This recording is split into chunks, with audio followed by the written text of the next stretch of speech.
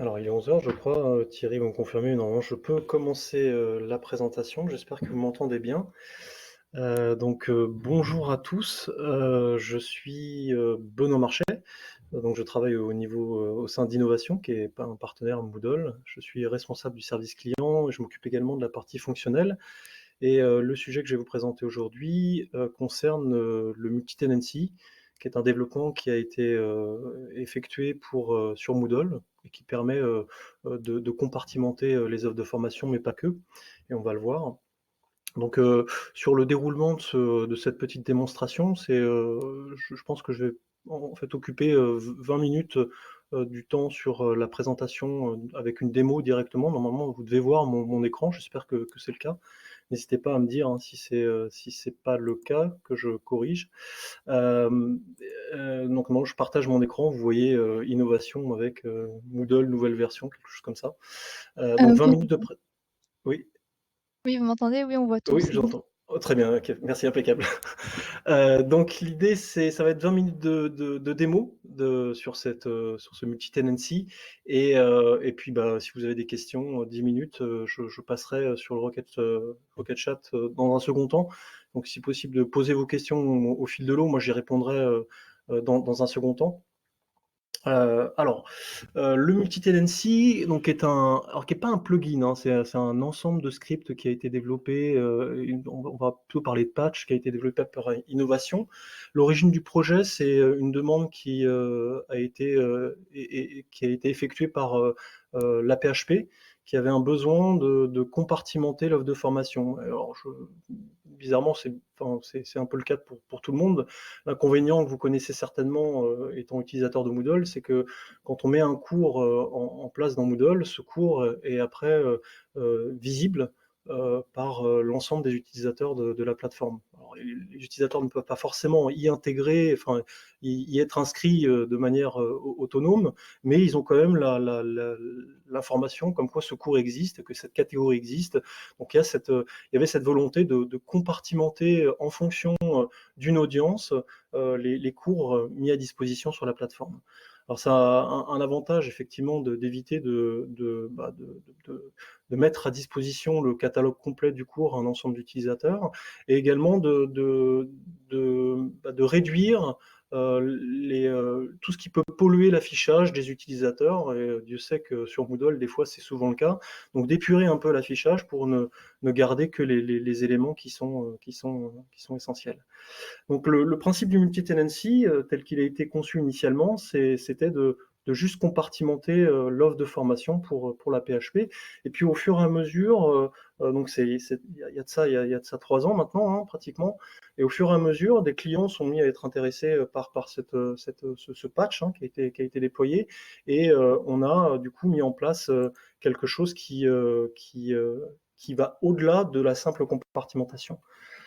On va le voir, et des éléments qui vont vous permettre, enfin qui permettent de créer un rôle, enfin pas un rôle, pas vraiment un rôle, mais un profil qui permettra de gérer en gros l'entité auquel il est rattaché.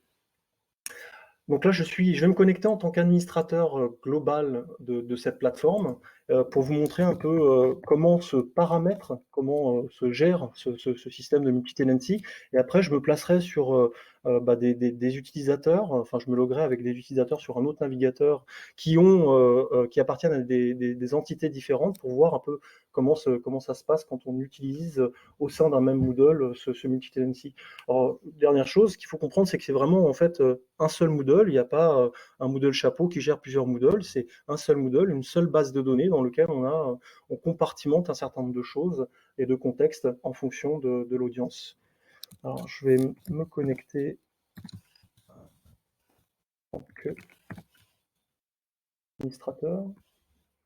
Voilà. Alors en tant qu'administrateur, première chose qu'il faut savoir, c'est que l'administrateur n'est pas affecté par le multi-tenancy. C'est-à-dire que quel que soit l'appartenance de l'administrateur à un tenant, à une entité, il n'y aura pas de restriction. Il a la visibilité de toutes les catégories. C'est ce que vous voyez ici. J'ai créé 7 catégories. Il a accès aux 7 catégories. Il a un menu au-dessus qui est disponible de cette manière-là. Il peut naviguer comme n'importe quel administrateur. Le multi-tenancy est basé sur les champs de profil. Alors, je ne sais pas si tout le monde le connaît, donc je vais faire un petit focus dessus.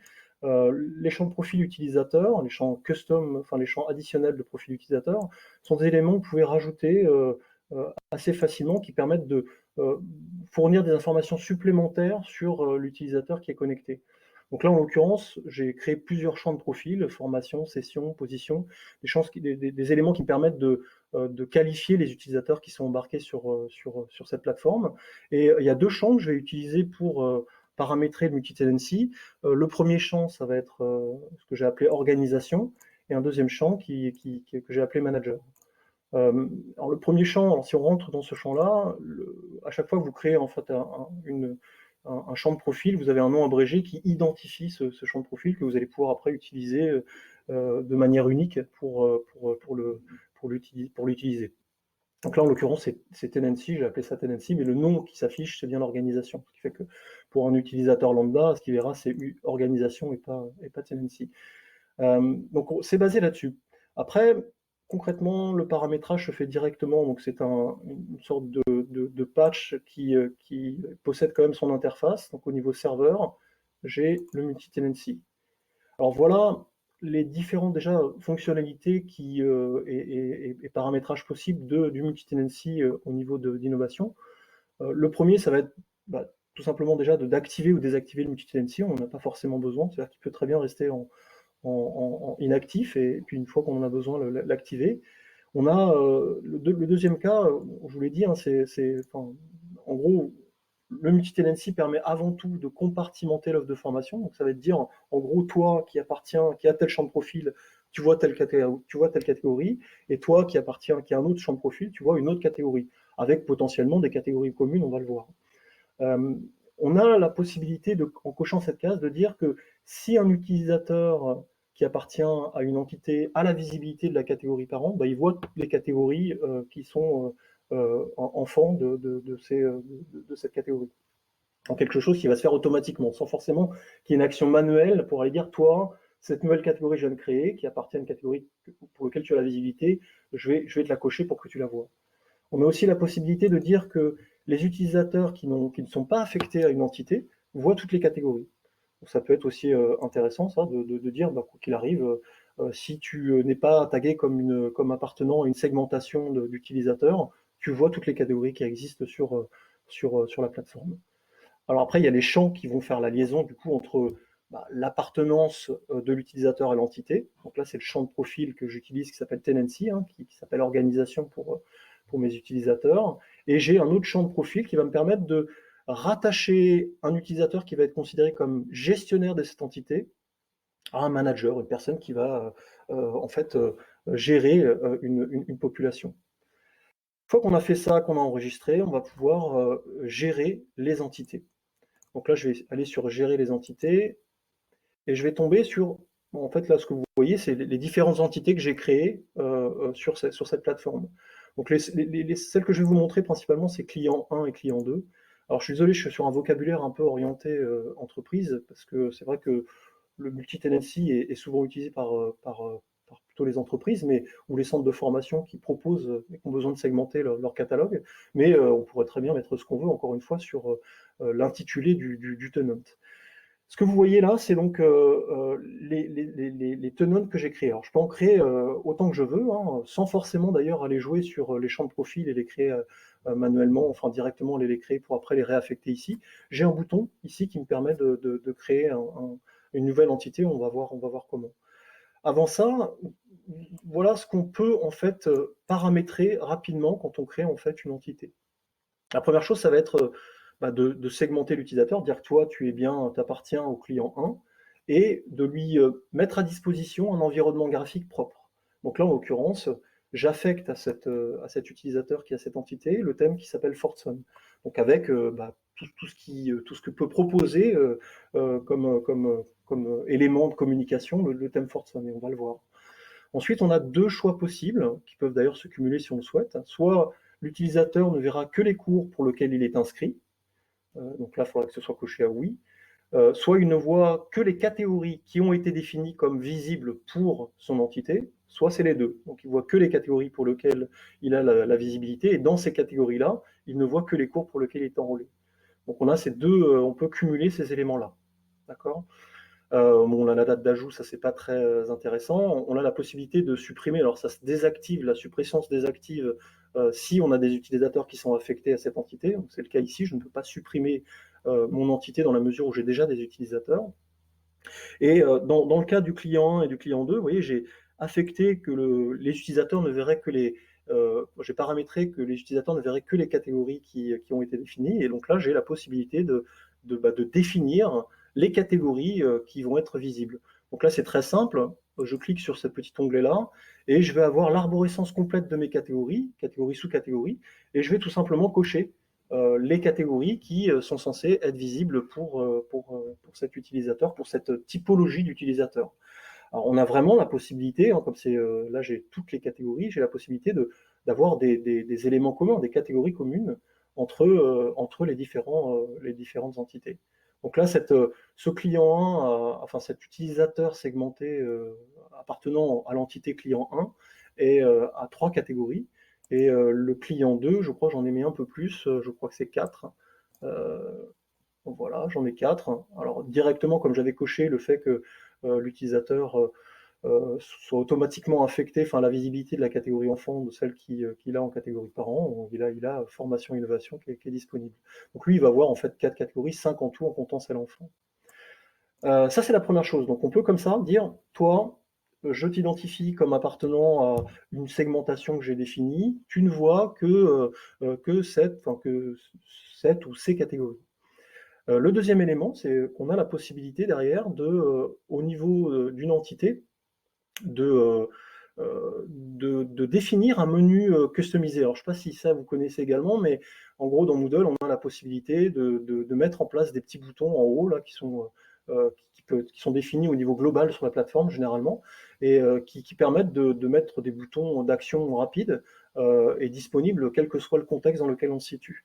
Et ben dans le multi-tenancy, à ce niveau-là, on a, si je clique sur le menu, sur l'entité 2, la client 2, j'ai la possibilité, vous voyez, de customiser ce menu pour qu'il n'apparaisse que ces éléments-là, qui sont propres à cette entité. Donc on va le voir, l'utilisateur qui appartient à cette entité, quand il va se connecter, il n'aura pas ce menu-là, il aura le menu qui est stipulé, qui est montré ici. Alors moi, encore une fois, comme je suis dans la situation où je suis comment s'appelle, administrateur de la plateforme, j'ai le thème qui est proposé par défaut, et j'ai le menu qui est proposé également par défaut. Ça ne sera pas le cas pour un utilisateur qui est tagué comme étant client 1 ou client 2. Le dernier élément qui est intéressant, c'est qu'on va pouvoir en fait définir des gestionnaires d'entités au niveau de chaque entité. Donc là, on a un petit bouton supplémentaire qui permet de dire telle personne, donc là c'est le cas ici, telle personne, Ludivine client 2 par exemple, là, est gestionnaire de l'entité qui s'appelle client 2.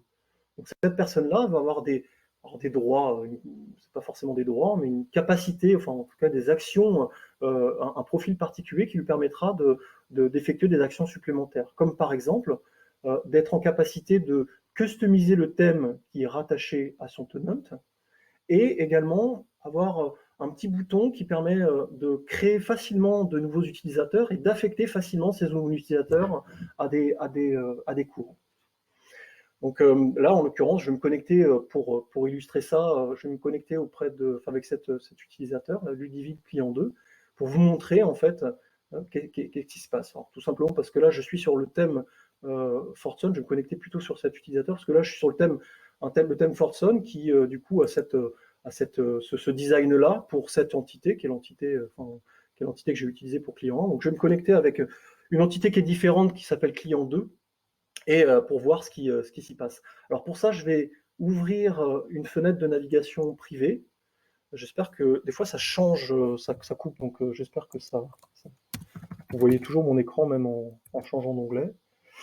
Alors la page d'accueil, elle est toujours la même, elle est commune, elle est globale. Bon, même si on peut, si vous connaissez cette fonctionnalité, on peut par l'URL rajouter quelque chose qui permettrait à l'utilisateur d'arriver directement sur son environnement graphique. Ce qui va se passer, c'est que c'est quand il va se connecter qu'on va identifier l'utilisateur, enfin le tenant auquel l'utilisateur appartient, et changer, effectuer les modifications. Alors j'ai créé un petit compte, je vais récupérer ce client-là. Voilà. Et le mot de passe, si on ne l'a pas changé, j'espère que ça va fonctionner. Je me connecte. Voilà. Alors je me suis connecté avec cet utilisateur, Ludivine client 2, là, qui donc appartient à une entité qui est complètement différente. Est-ce que vous voyez que c'est déjà première chose, graphiquement, on a des éléments qui changent parce que le thème qui est affecté à cette entité est différent. Et donc, graphiquement, on a des choses qui diffèrent complètement du thème qui est proposé par défaut, avec une identification propre à l'entité, des messages, de la communication avec des boutons d'action rapide qui sont encore une fois propres à l'entité, et surtout des catégories qui sont restreintes en termes de visibilité à ce que l'on a affecté, à ce que l'on a paramétré sur le multi-tenancy. Donc cet utilisateur a vraiment un environnement propre avec une image graphique propre. On retrouve tout en haut des boutons qui sont communs, qui sont propres en fait au thème, avec la possibilité d'aller directement dans les cours pour lesquels l'utilisateur est enrôlé. Les deux boutons qui sont spécifiques du coup à l'entité, menu client 2 et le catalogue, et la possibilité comme ça d'aller naviguer sur le catalogue avec, encore une fois, que les catégories qui sont propres, qui sont autorisées en visibilité avec cette entité. Alors ça, c'est pour la partie compartimentation, hein, l'utilisateur ne voit que les catégories qui lui ont été affectées. Le deuxième élément, ça va être, alors j'ai créé un petit bouton exprès pour ça, dans le tableau de bord. Dans mon tableau de bord, j'ai créé un bouton qui me permet en fait parce que cet utilisateur a été identifié comme étant gestionnaire d'une entité, il a la capacité d'accéder à cette fonctionnalité qui permet de gérer les apprenants. Alors, gérer les apprenants, ça va permettre tout simplement, sans passer par, sans avoir un droit qui est généralement un droit système, avoir la possibilité d'ajouter des utilisateurs comme ça, avec un simple bouton. J'ajoute, je clique sur ajouter un utilisateur et je vais avoir la possibilité directement de créer à la volée un utilisateur manuellement. On a exactement la même manipulation qui pourrait être disponible par le biais d'un dépôt de fichiers qui détecterait, et c'est ce qu'on a fait pour la PHP, qui détecterait que l'utilisateur qui essaye de pousser un fichier CSV, donc d'utilisateur, appartient à telle entité, et donc va affecter directement les utilisateurs qu'il crée comme étant sur cette entité. Donc là, le choix qui a été fait, c'est des inscriptions plutôt manuelles. Donc là, on a les 4 champs obligatoires que vous connaissez de Moodle, le nom d'utilisateur, le courriel, le prénom et le nom, avec deux possibilités. Soit on va gérer directement le mot de passe en direct et communiquer ce mot de passe d'une autre manière, soit on coche la case et on génère directement le mot de passe et on informe l'utilisateur de la création de ce mot de passe. Ces utilisateurs, du coup, vont après être identifiés comme étant, en gros, alors il n'y a pas une notion de hiérarchie, mais en tout cas être rattachés à ce gestionnaire d'entité. Ce qui fait que derrière, on a la possibilité d'avoir un listing des utilisateurs qui sont affectés à ce gestionnaire d'entité. On peut rajouter des champs si on le veut en complément d'information, des champs notamment des champs de profil complémentaires, et on a donc du coup toujours la possibilité d'aller modifier ce qu'on a créé, et surtout supprimer bien évidemment l'utilisateur, et c'est ça qui est intéressant surtout, le petit bouton qui permet d'inscrire des utilisateurs à des parcours. Donc là, j'ai le listing des cours qui sont disponibles au regard de l'entité et de la visibilité des catégories que j'ai en visibilité sur mon entité. Donc là, c'est tous les cours qui sont disponibles sur les 4 catégories que j'ai à disposition par rapport à mon entité. Et je peux comme ça, j'ai juste en fait, vous voyez, à cocher les différents cours pour inscrire rapidement cet utilisateur à un ensemble de cours manuellement. Alors ça peut très bien se faire effectivement par le biais d'un import directement CSV. Là, on a vraiment cette notion d'inscription rapide. Voilà Côté utilisateur, alors je vais quand même me connecter sur une autre, une autre plateforme en utilisant un autre navigateur pour finir après la démonstration, puis je passerai aux questions dans un second temps. Donc là, je vais me connecter avec un utilisateur qui appartient à l'entité client 1, client 1, oui, le client 1, et qui a la même visibilité que, en termes de charte graphique que le thème par défaut. Juste pour vous montrer qu'on peut cumuler en fait des fonctionnalités qui sont intéressantes hein, avec ça. Hop, donc là, normalement, voilà. Donc là, cette entité-là, par rapport à l'autre, avec trois catégories, donc menu pareil spécifique. Et ce qui change par rapport à ce que je vous ai montré précédemment, c'est dans le catalogue. On a aussi développé quelque chose qui permet au niveau de la plateforme de mettre en place un catalogue qui va être designé différemment que ce qui est proposé en standard par Moodle et par certains thèmes. Et c'est notamment la possibilité, par le biais des éléments, des champs custom de cours, de taguer, de mettre en place des filtres qui vont permettre à l'utilisateur de directement sélectionner un certain nombre de cours qui vont potentiellement intéresser l'utilisateur. Alors là, on est pareil, ça cumule en fait hein, l'information qui consiste à compartimenter les utilisateurs l'offre de formation peut se cumuler avec ce catalogue, ce qui fait que on peut quand même laisser le choix à un utilisateur qui appartient à une entité de visualiser un catalogue avec un tri plus complet. Et vous voyez, si je clique sur bureautique niveau 1, d'avoir un complément d'information de ce qu'il va trouver comme contenu pédagogique à l'intérieur, avec les objectifs, le temps nécessaire pour le faire, télécharger la plaquette, un petit teaser qui explique le contenu, et la possibilité directement après de s'inscrire en fonction, et là on tombe sur les méthodes d'inscription basiques que vous connaissez de Moodle classique. Alors, certains d'entre vous connaissent peut-être une plateforme qui s'appelle Moodle Workplace, qui est la solution Moodle pour entreprise. Je ne sais pas si on en parle beaucoup au niveau du Moodle Moot.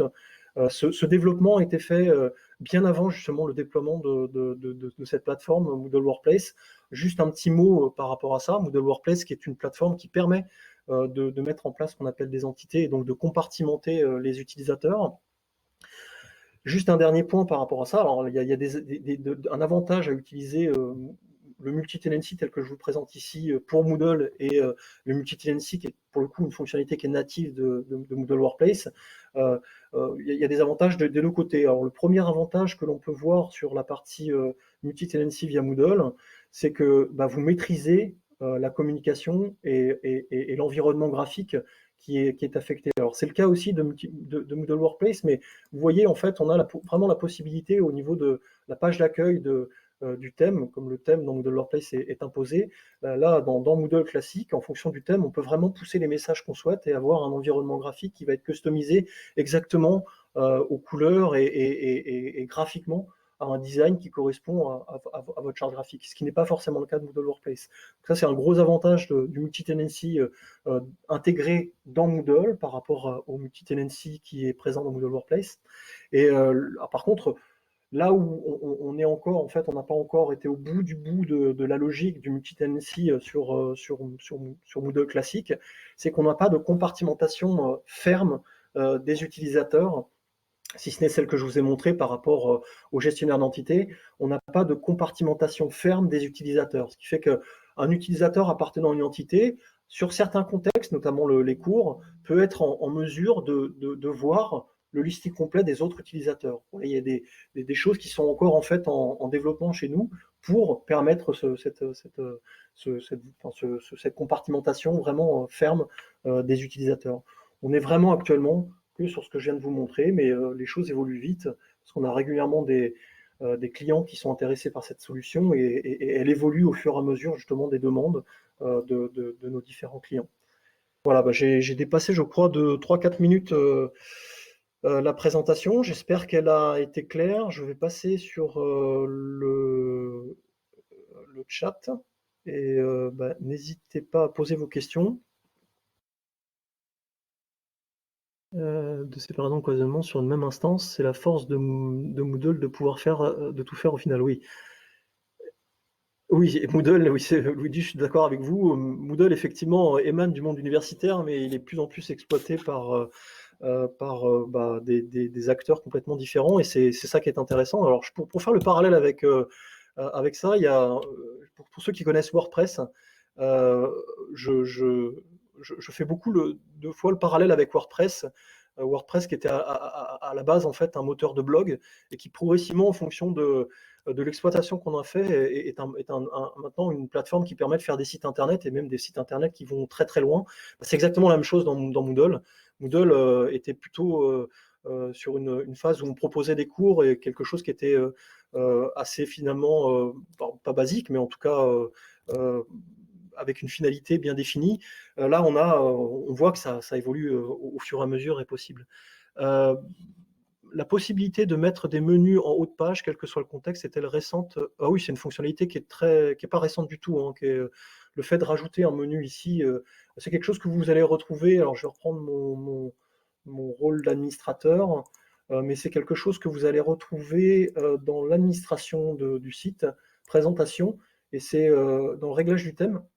Vous pouvez rajouter en fait des menus custom ici, là, avec la nomenclature qui est expliquée ici, et des menus custom sur le menu utilisateur qui se trouve ici.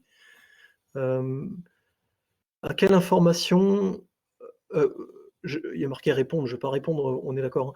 Bonjour, à quelle information le gestionnaire du tenant a accès concernant ses apprenants, temps passé, progression sur les cours? Alors ça, c'est un autre développement, Boris, qui permet de greffer effectivement au multi-tenancy des capacités de visibilité et de tracking de l'utilisateur. L'idée, alors là, je l'ai pas mis en place, je l'ai pas montré, mais il y a un bouton normalement supplémentaire qui peut être rattaché ici, qui permet de voir les statistiques de l'utilisateur. Alors on n'aura pas de temps passé, mais on aura la visibilité grossièrement de ce qu'on en a quand on est sur un cours, avec l'affichage des activités qui vont être validées ou non, donc les critères d'achèvement. C'est le rapport qui correspond à l'achèvement de cours ou à l'achèvement d'activité. Voilà les rapports que l'on va pouvoir avoir via un bouton supplémentaire qui sera présent ici. Par contre, on n'a pas d'informations sur le temps passé. D'ailleurs, le temps passé tel qu'il est conçu, en tout cas, est assez complexe à gérer dans Moodle. On a plutôt tendance à proposer des choses qui permettent comment s'appelle, de taguer un temps par rapport au contenu pédagogique qui est proposé, plutôt que de traquer vraiment le temps effectif, qui est d'ailleurs souvent basé sur les logs, et dans lequel on peut avoir des fois des deltas assez importants. Les thématiques proposées aux utilisateurs sont-elles liées aux catégories autorisées dans le multi-tenancy? Oui, tout à fait. C'est exactement ça. Ça veut dire que le catalogue suit comment s'appelle la visibilité des catégories autorisées. C'est-à-dire que les thématiques que vous voyez sont en rien, enfin, n'ont aucun rapport avec les catégories, hein. C'est des champs de profil qu'on a mis en place, et qui permettent du coup en gros, de taguer, hein, de mettre des mots-clés à des parcours, et de faire, en fait, de créer des filtres. Mais c'est vraiment ce catalogue s'affiche directement en fonction de la visibilité qu'a l'utilisateur qui appartient à tel ou tel tenant. Et ça, c'est un développement qui a été fait pour l'Agence française de développement, qui avait besoin, en fait, pour des entités différentes, internes, externes, de proposer des offres de formation différentes, et surtout qui donnaient la main, en fait, à leurs utilisateurs pour s'inscrire automatiquement. Je crois qu'il nous reste plus que 2 minutes. Je vais peut-être faire un petit mot sur si vous avez des questions supplémentaires. Je pense que vous avez toutes les informations nécessaires pour nous contacter. On peut vraiment faire une présentation plus complexe. J'ai vu que Laurent était là, je fais un petit coucou à Laurent en particulier, de la PHP, hein, qui comme à l'initiative du projet aussi par le biais de la PHP. Et, et je vous souhaite à tous une bonne journée, un bon appétit pour ceux qui vont manger. Et je crois que je vais vite laisser la main, parce que je ne sais pas si un modérateur, Emma, Thierry,